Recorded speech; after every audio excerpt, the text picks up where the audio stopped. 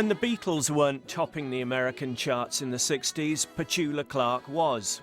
But when she found herself having a hard time with audiences in bilingual Canada, of all places, she turned to John Lennon for advice. There they were, John and Yoko sitting up in bed, you know. John said, "Hey, what's the matter with you?" And he was so sweet and wise and funny. And he gave me a piece of advice which I can't repeat. Oh, go on. Even in front of a grown-up like you. We're on late at night. He said, "You know what?" Quite right. And I said, "Well, thank you for that advice, John." Capping a long and distinguished career, Miss Clark joined us to record a prestigious Newsnight session with a song from her new album. Never thought I'd ever feel this way again, but here it is, so I try to explain.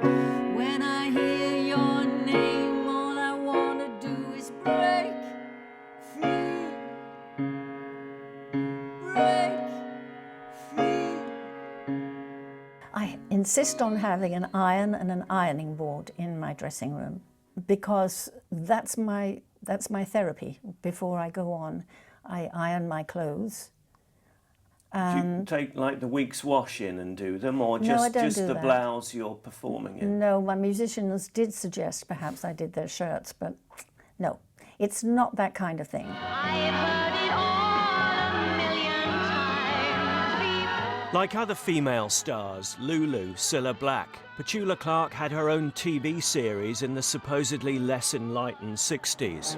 Don't sleep in the subway, darling.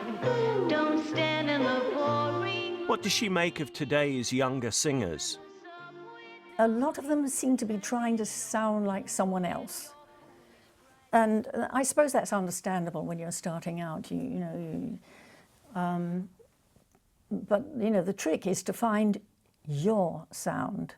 And that's not easy. That's the real work. Find a sound that other people will want to imitate.